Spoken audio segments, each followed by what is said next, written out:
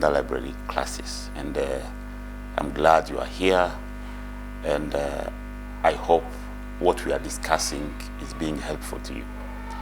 These days we are discussing on how to start your business. Actually, I lay down 10 steps that can help you to start your own business. Now, I always say starting a business comes with a great rewarding.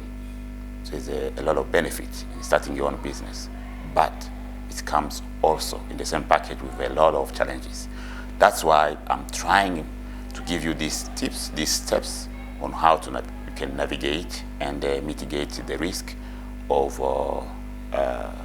starting and then getting out of business very soon. Like I said in the beginning, statistics showed us that 20% of people who start their own business are out of business in just 1 year. This is very terrifying. So you don't have to be part of them. It doesn't need to be your experience.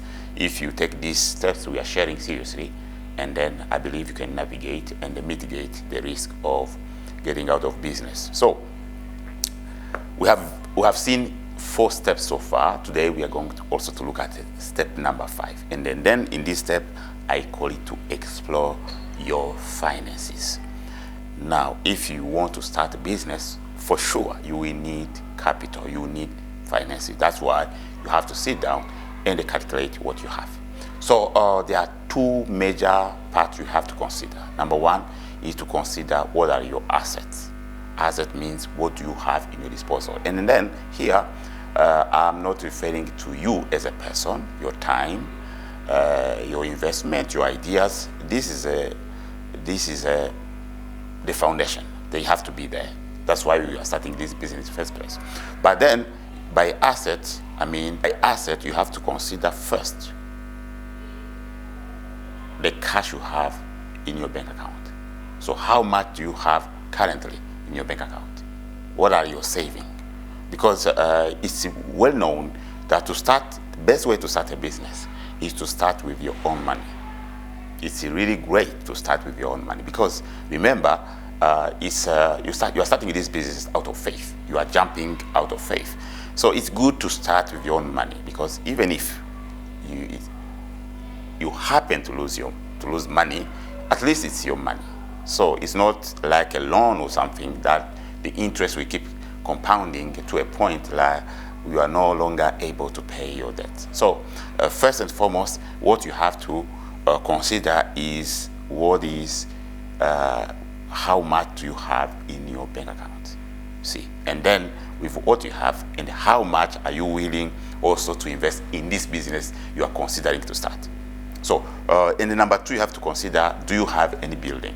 Because building will help you probably to serve as a collateral when you approach investors or loan institutions. These financial institutions, when you approach them, they won't just give you a loan like that. No, they will also ask for collateral. So if you have building properties, these will help you greatly to add more of credentials to your application, to your loan application.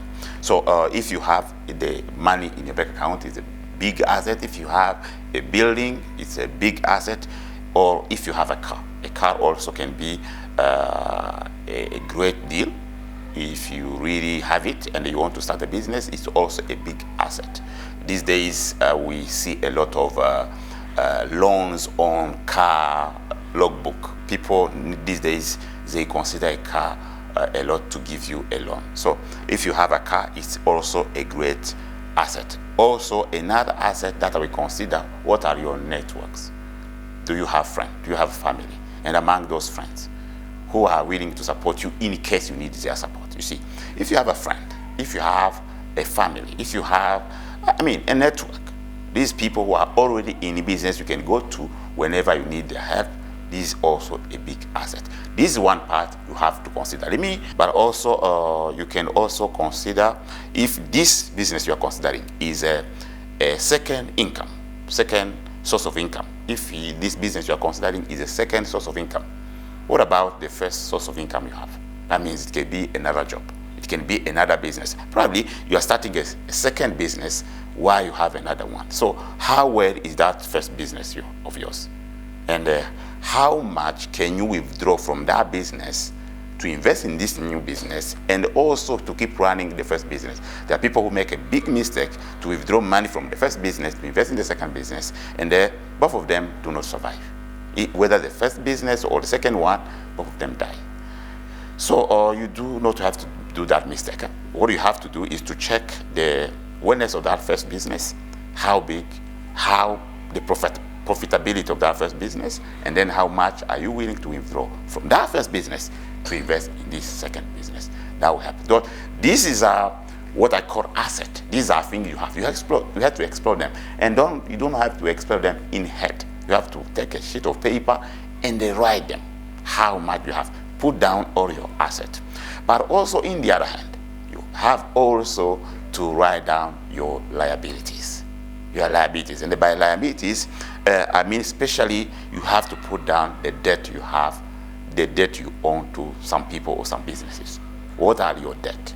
So, and where are you paying your debts? You have to put down your debt. Because if you start a business, for the sake of starting, and you have a huge amount of debt that you owe to people, this also a liability you have to consider. I'm not saying you should not start a business while you have a debt. That's not what I'm saying.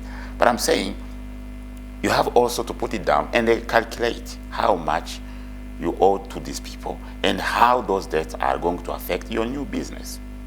See, this step, you have to explore all these things. You have to explore your debt. But also, another thing you have to explore in this particular step is how your spending style is for now, and where are you going to adjust? How are you going to adjust your spending new style accordingly? See, it's also another thing you have to sit down and calculate, whether it's about your availability, see, your money, because nothing comes for free. If you are starting a new business, in this way or the other, it will cost you something. So you have to be willing to adjust certain things, whether it's time, whether it's the spending lifestyle. In this way or the other, you have to spend in a certain way. So how are you willing to adjust your spending lifestyle to adjust to this new gig that you are starting? So I think this step is clear. You can get it and you can adjust it accordingly. So it's very simple, but all you have to do is just to sit down and calculate all these costs. So before I leave, let me read this verse. Very, very remarkable. I mean, when Jesus said it, I love this verse. I really love this when it comes to this step. This is in Luke chapter 14, verse 28. The Bible says this. Suppose one of you want to build a tower. Suppose. So in this case, your tower is your business, the business you are going to build. So the Bible says, suppose one of you want to build a tower. Won't you first sit down and estimate the cost to see if you have enough money to complete it? You see, all this, on this step number 4, when we're called to explore your finances, is another word to sit down and calculate the cost. Calculate what this new business is going to cost you.